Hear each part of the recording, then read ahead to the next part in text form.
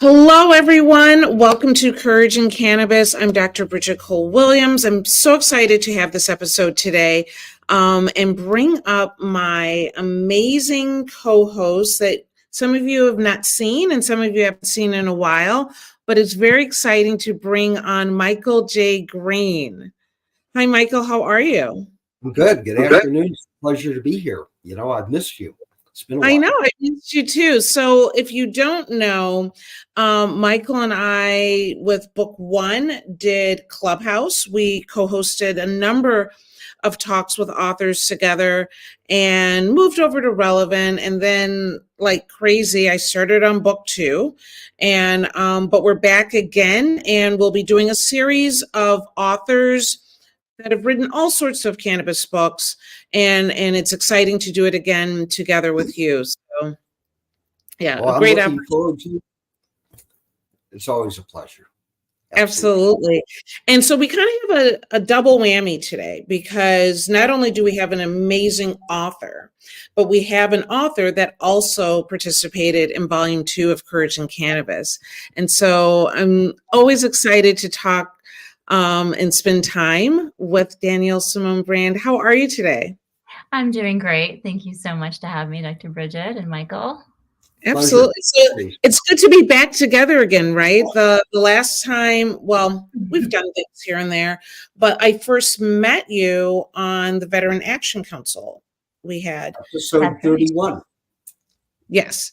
So that was a great opportunity to, and then of course everyone assumes that we all know each other, but it was great to connect and have a moment to learn more about you and what you do. But before we get started, I do want to thank the sponsors for volume 2, and that is our amazing sponsors that really make the book possible. And so we bring together Compass Natural, Indo Vibe Cannabis Centers, Spender, The Cannamom Show, Believe, 614 Network, Cannabis BPO, Columbus Botanical Depot, Daga Digital Marketing, Hempbox, etc., and Ohio Medical Marijuana Physicians Association. And always remember that the Courage in Cannabis book series is under the GHH Community Foundation nonprofit.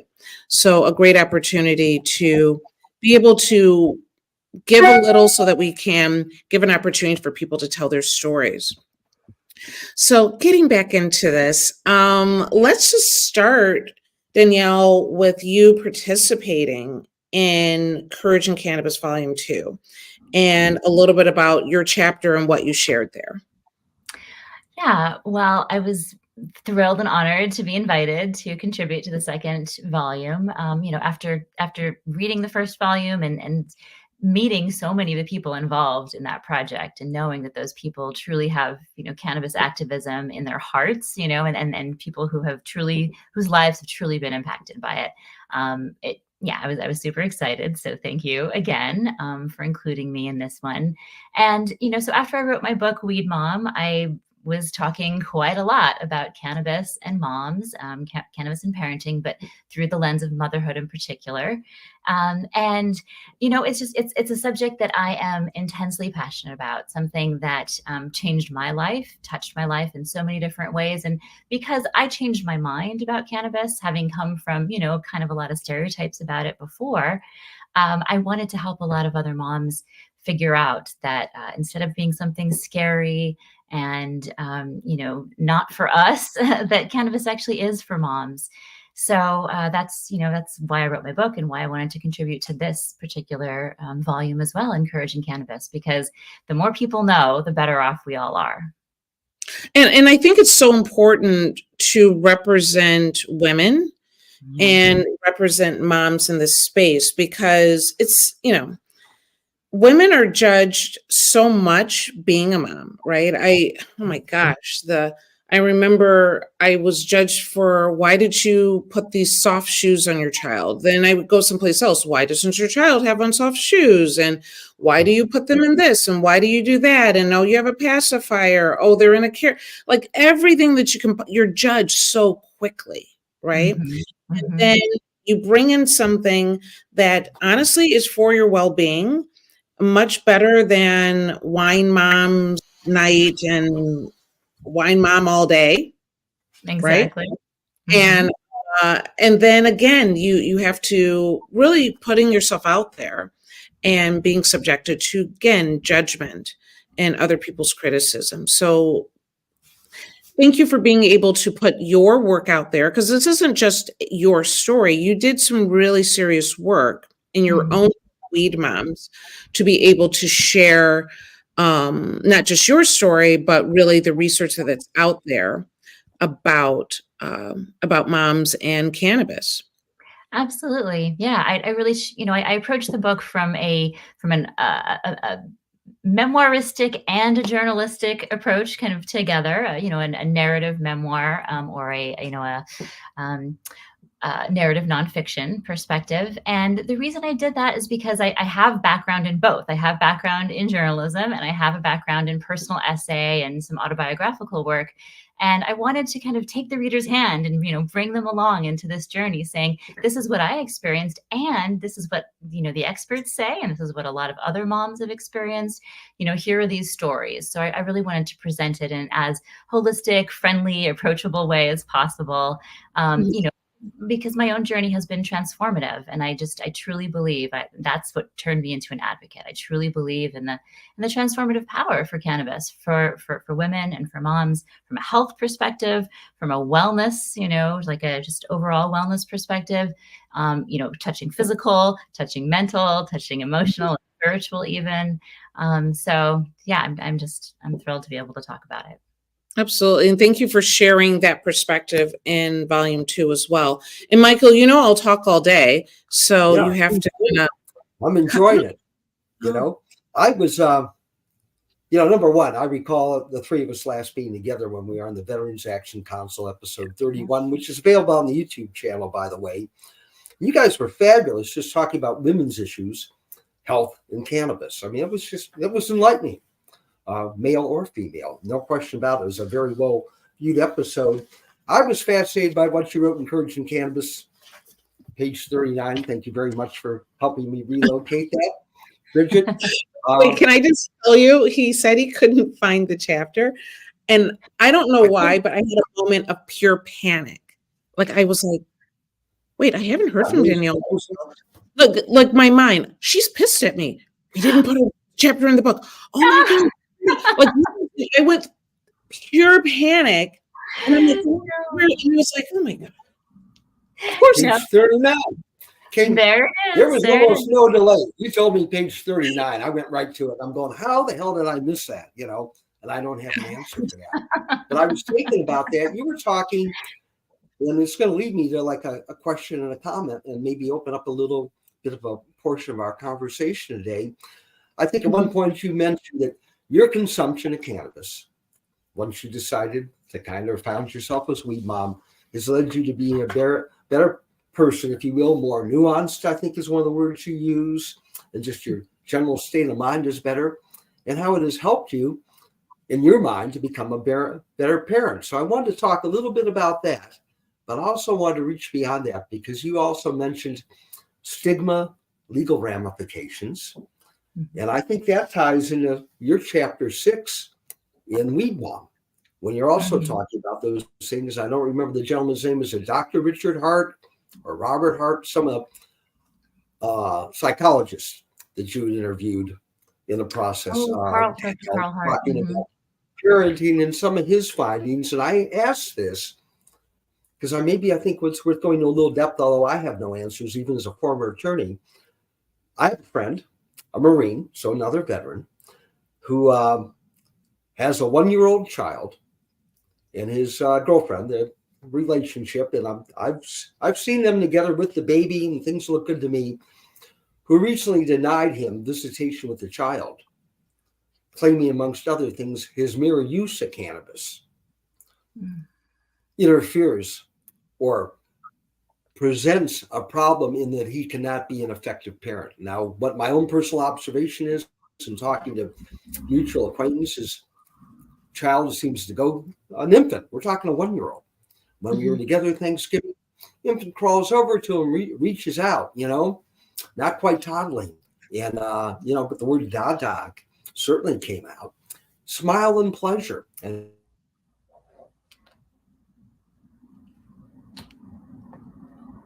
I think we lost him just a little bit. Yeah. Yeah. But I think he's really sharing. Oh, are you there, Michael? I am here. I don't know. My thing just went out for a moment.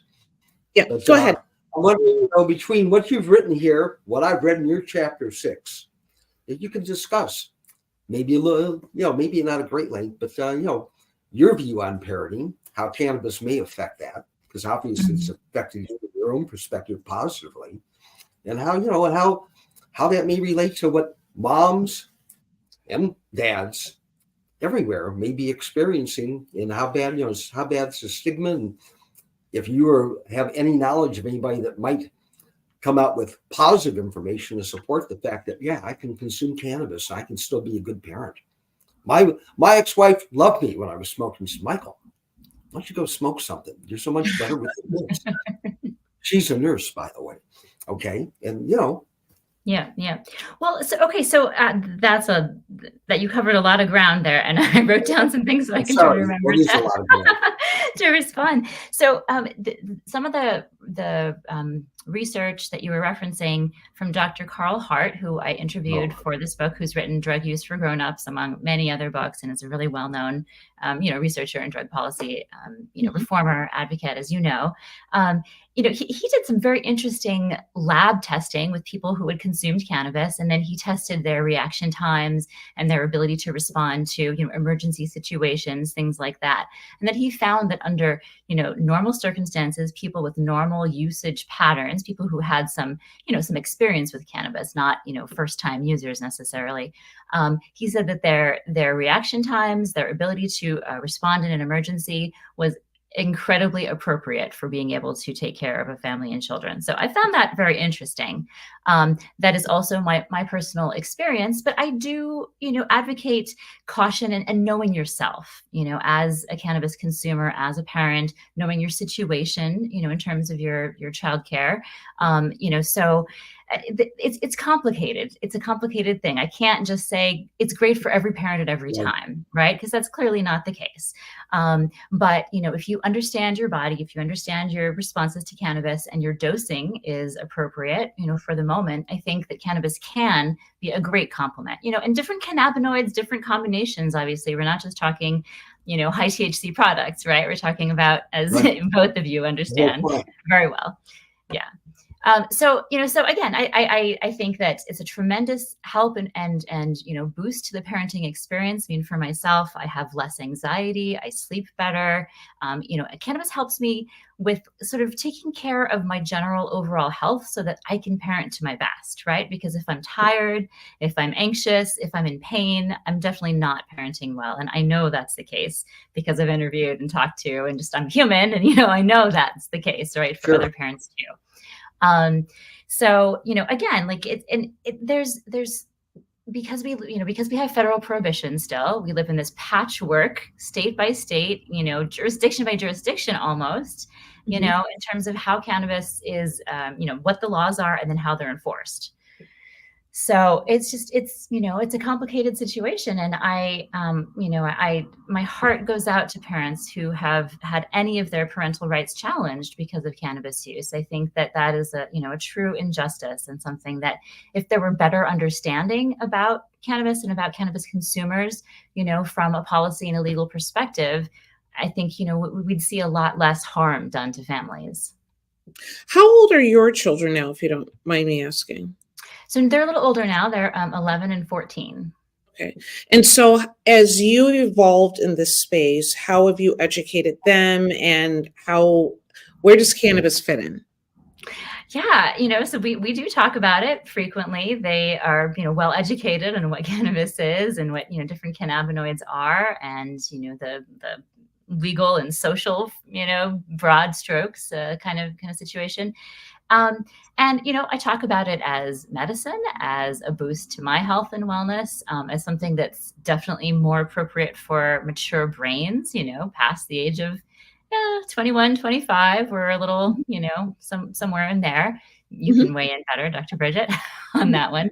But I do talk to my kids about it as something that I would like them to wait to to appreciate, and yet I think that it can be part of a healthy adult lifestyle for sure.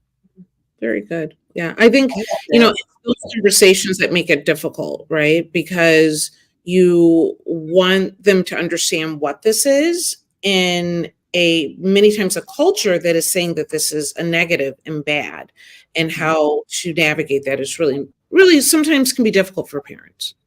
It can, for sure. And, they get messages from the rest of the world too. It's not just from us. And so as a parent, I say, get in there, get your message in early and, and strongly, so that they aren't influenced, hugely by what else that they see out there. Because, it's not just the anti-cannabis folks who are, misinforming our kids. It can even be cannabis advocates too, sometimes, who can misinform. And so I'm all about, be an educated, consumer of whatever it is. Absolutely. Yeah. Michael, I felt like you're. Oh, well, I kind of went on a side for a moment because I'm recalling when you're talking about how old are the kids now, that it was you were putting two children to bed. Your son, who I think you gave stuffies to, was the expression used, like cats, lots of cats. But your daughter would be problematic. You'd go up, you'd put her to bed, you'd walk out, close the door, mommy. And then, no, open a little bit more. No, only an inch, back and forth. And just the image of that, I mean, that was cracking me up, because we all had maybe similar experiences with multiple children, and then different how we put them to bed. So, it's good. I assume you're no longer having to adjust the door the way you used to. Okay. We've outgrown that stage. Yeah, but it occurs to me, Bridget, you must have patients or individuals you've talked to who, again, have been encountering problems in the legal system, the injustice, the lack of information, education, if you will, has sometimes biased courts, or kind of put them in a predetermined headspace about, you're using cannabis, you're abusing this, alcohol, horrible, right? And unfortunately, in too many relationships, and how one relates to their children or others in a relationship because of substance abuse, when that happens. What can we do you think, as a professional, to help the understanding? Because the law will eventually come to it. Law grows. Right. I mean, that's fortunate, notwithstanding a federal prohibition, state courts through times, one would hope, and CPS, Child Protective Services, in various jurisdictions. And you're right, it's a patchwork. It's not a connected quilt. Different states, even localities, react differently. So you can't go look and find a single answer for this. But kind of, I guess what I'm asking, what do you think it might take for at least the courts not so much being receptive, but not just immediately being unreceptive? The fact that the parent is using cannabis as part of their overall coping mechanism, for lack of a better word, maybe that isn't the correct word, and dealing with life, including this most seminal important relationship, how they interact with their children, and what's in the best interest of that child, and how to be an effective parent. I mean, these are huge issues. Yeah, there are huge issues. And I don't know how well we're actually tackling this. Number one, it's time, it's exposure, it's them seeing more and more diverse people of all different types consuming in a responsible way. It is the pharmaceutical companies, because when they lift the veil and they are starting to provide these cannabinoids as medicine, people will start looking at them very differently at that point, without a doubt. But the education still needs to be there, because the propaganda still lingers. Reefer madness still lingers. Yeah. And so for me, utilizing Courage and Cannabis was a big part of it, because I really wanted everyday people of every walk of life sharing really inspiring stories. And so that whether it's legislators or church members or your aunt and your grandma or your neighbor, this is something that when it's difficult to have those conversations, it's something that you can hand that book to them and say, take a look at this, because these are everyday people, right? I've had some families actually utilize the book for their teenagers When it's a difficult conversation, they get to sit there and read various stories of moms, of doctors and lawyers and patients, and saying, how bad could this be if it's helping people to this degree? And just like anything, it's about temperance. So with cannabis or alcohol, smoking, whatever it may be, using too much of anything will get you into a bad place, right? And so I'm very conscious of being on the right side of history on this one. So I'm always checking myself as well as checking my patients to see, are they using cannabis or is cannabis using them? Because it is a concern of mine. But the more I think the world sees everyday people and we have more research to back it up, and the safety is in a much better place, I think, things will change. The one thing that I think will make a huge difference is the cannabis beverage industry, because we have turned into a banished smoking society, right? You have to go outside. We don't, and it doesn't matter whether it's tobacco or, well, it's cannabis, that's okay. It's not going to be okay. We're going to be, I suspect, the norm will be more of the cannabis beverage because we are a drinking drunk country and nothing about that's changing, but we're no longer a smoking country. And so the more beverages that are available, I think that will be the normalizing factor. Interesting.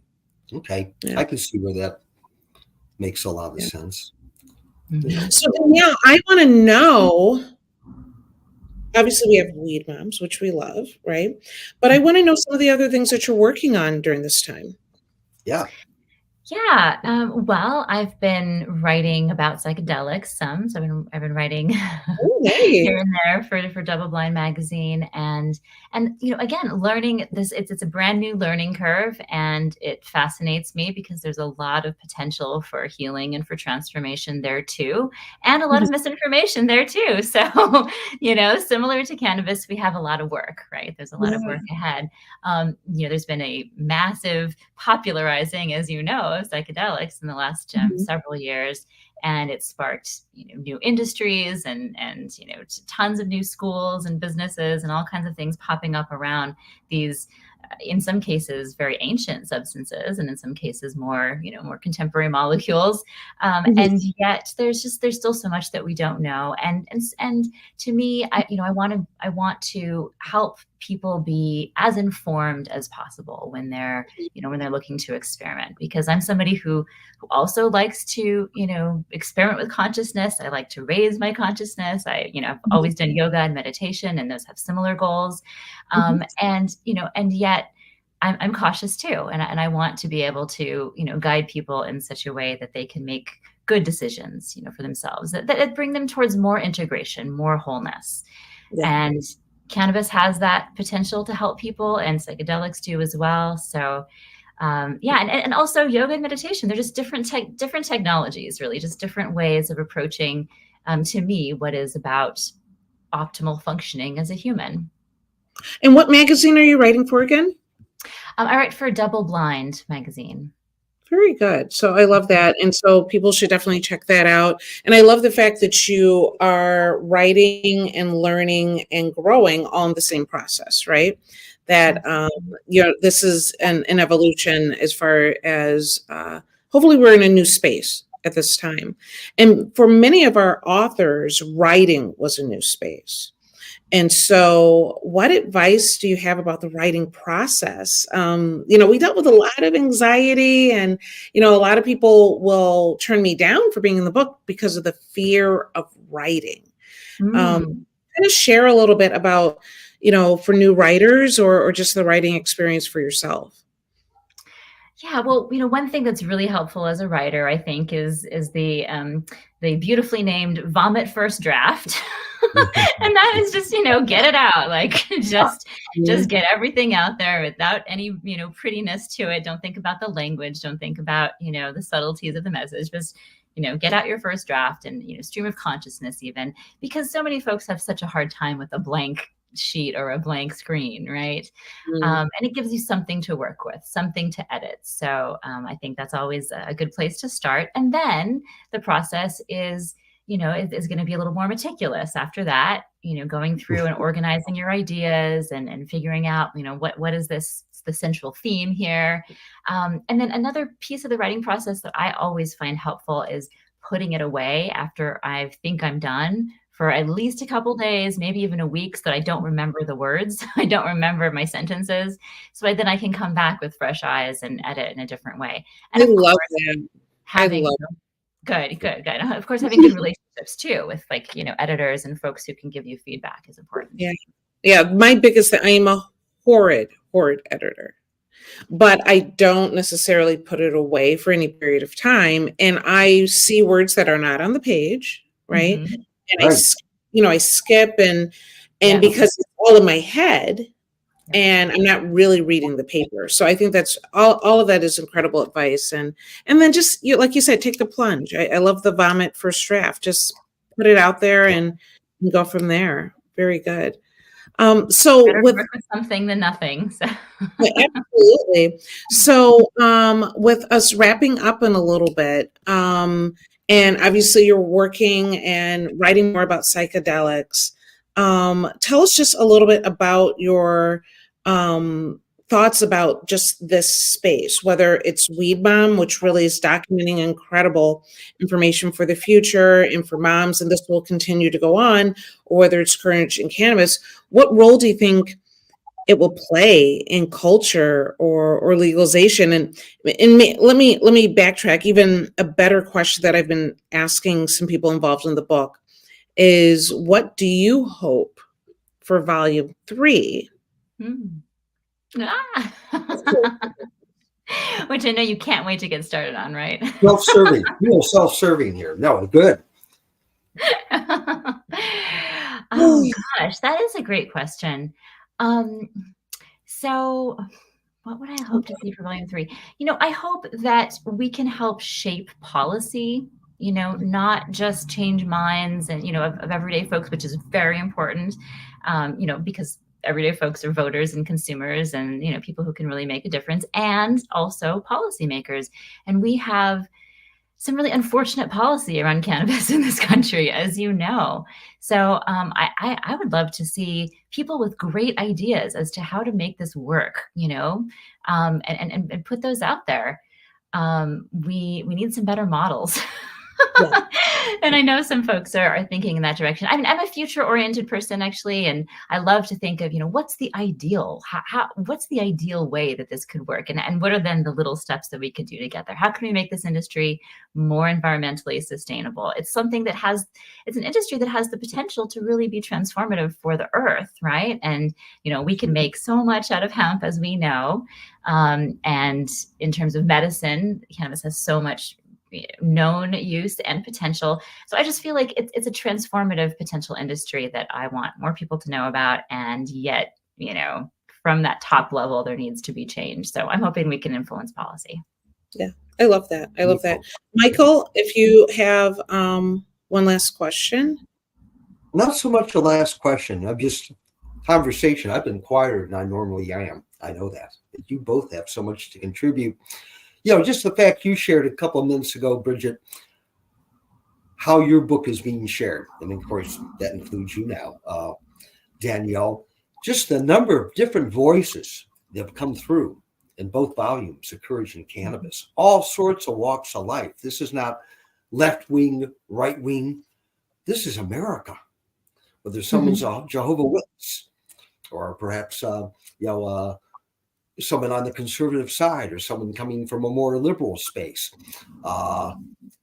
We cross color barriers in this book. So, I mean, there's no ethnicity. There's no race that singly defines all the people that have found their way to cannabis for a variety of reasons. And many of them, not just what you would think mainstream, I'm going to go recreate. People seeking their health or finding their health through someone else. The stigmas attached to all that.